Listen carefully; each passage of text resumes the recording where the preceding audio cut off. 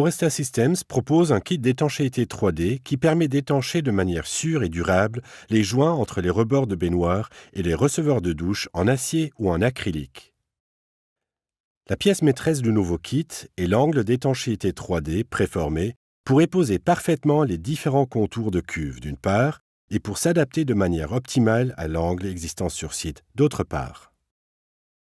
La précision d'adaptation assure un montage optimal et exempt de contraintes dans la zone de l'angle de la baignoire ou de receveur de douche. L'étanchement et la pose du carrelage deviennent beaucoup plus simples.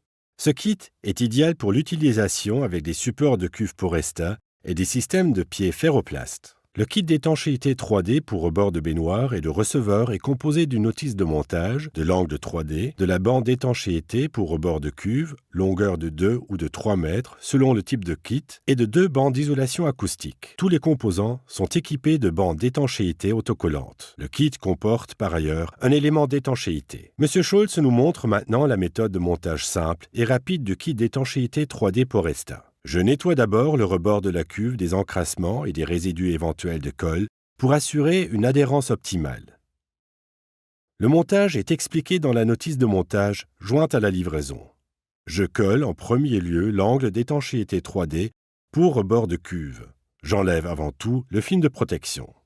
Je positionne ensuite l'angle d'étanchéité et je le presse fortement contre le bord de la cuve en utilisant comme aide mon mètre pliant. Le plus important pour l'étanchement est d'éviter à tout prix les plis de collage.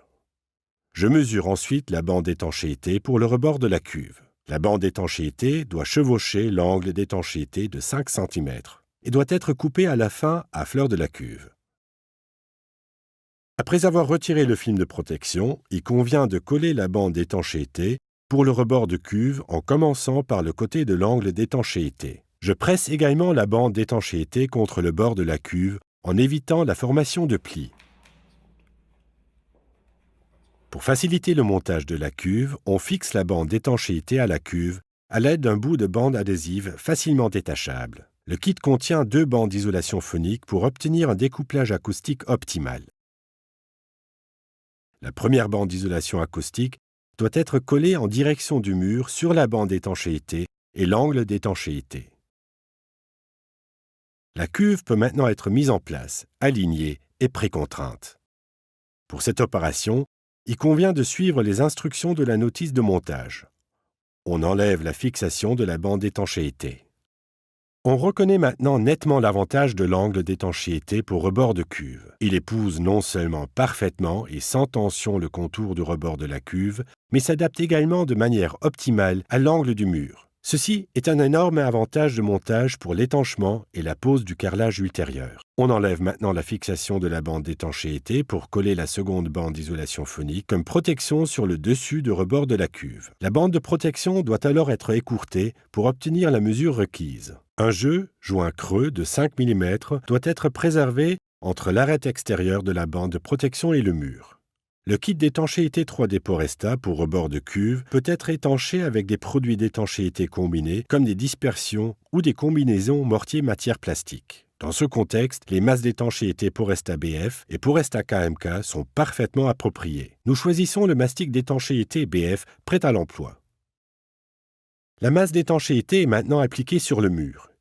Il faut impérativement veiller à appliquer suffisamment de masse d'étanchéité au niveau du chevauchement entre la bande d'étanchéité et l'angle d'étanchéité, ainsi qu'entre la bande d'étanchéité et le rebord de la cuve. Pour assurer une application sans lacune, nous recommandons d'utiliser un pinceau. La bande d'étanchéité pour rebord de cuve et l'angle d'étanchéité doivent être pressés dans la masse d'étanchéité. Après le séchage, les éléments d'étanchéité sont posés entre la bande d'étanchéité et le rebord de la cuve. Après le séchage de la masse d'étanchéité, il convient d'appliquer la seconde couche, sans lacune et avec une bonne saturation. La cuve est maintenant correctement étanchée. Le kit d'étanchéité 3D Poresta pour rebord de cuve assure une protection fiable contre le passage de l'humidité, s'il arrivait que les joints en silicone soient endommagés.